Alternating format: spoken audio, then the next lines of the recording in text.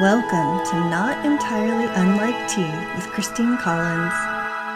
Hey there, it's Christine Collins, and we have a really fun topic today around humming, sighing, and singing in terms of alleviating anxiety. Now, there are a few different reasons why these vocal tools can have this kind of an impact on us physiologically, neuroscientifically, and one of those has to do with vagus tone activation. So humming creates a steady vibration that directly stimulates the vagus nerve. Sighing can also trigger the parasympathetic nervous system through that extended exhale. And exhaling helps to relax the body. So that's the vagal tone. There's also an element of breathing pattern regulation. So when we're humming, it kind of forces us to have a slower, more controlled breath. When we're sighing, we're releasing tension through the exhale. And in singing, we're actually creating more structured breathing patterns that are necessary in order to sustain the singing. And that can help to kind of counteract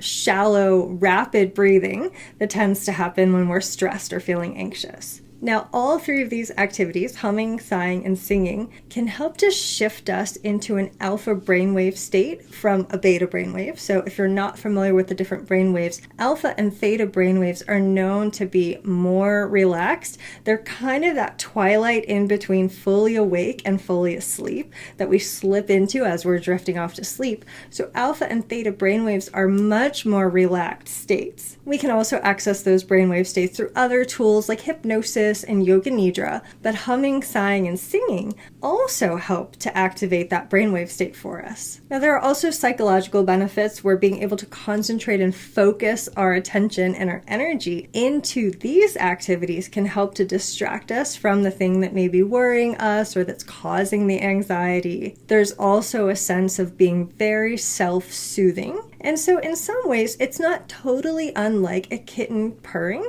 Now, kittens do purr for a variety of reasons, and self-soothing is not the only one. But it is an interesting connection to make that we too have some of these mechanisms that we can use for ourselves to alleviate our own anxiety and stress. And some of the incredible benefits come from working with our body's own natural responses rather than trying to force relaxation to happen. So we may see a bit of release of dopamine and oxytocin doing these activities, as well as endorphins, and then a reduction in cortisol, which is our stress hormone. It can improve heart rate variability and engages multiple regions of the brain in coordination with each other. It can also help to regulate respiratory rhythm or breathing patterns. And interestingly, it can also help in terms of processing emotion. Now, this is something that I discovered completely by accident and without any knowledge of how it might work. When I had a significant loss in my life several years ago, I lost a very close family member, and I found myself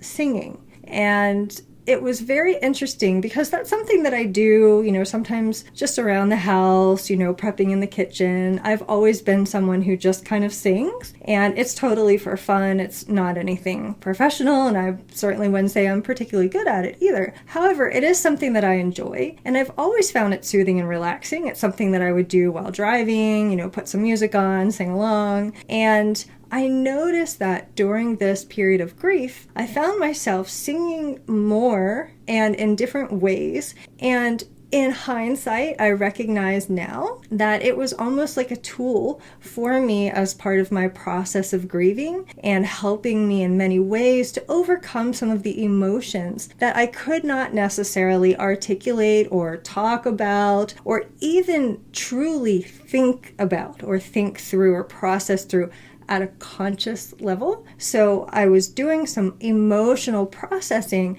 at a subconscious level. And that is where there is truly a value in us having tools like humming, sighing, and singing and others at our disposal, because sometimes the emotion is too deep or too inexplicable, or we're just not fully in touch with even what it is and the enormity of all of it. And so being able to access and heal at a deeper subconscious level can be very powerful, and I would say even necessary for us in many cases, particularly when something is deep. And so, of course, if these types of tools interest you, I definitely encourage practicing with humming, sighing, and singing, because that is obviously something you can just do anytime on your own. It doesn't really require any special understanding or skill or technique. But if you are looking for additional tools that can help you to heal, process emotion, and transform at subconscious levels, I do offer hypnosis, yoga nidra, EFT tapping,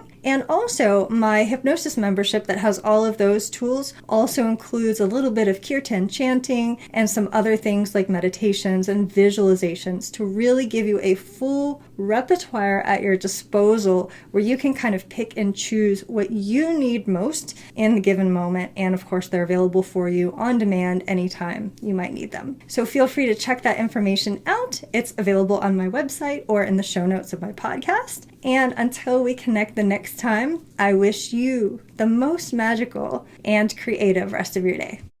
Thanks for listening. This is Christine Collins at transformcreate.com.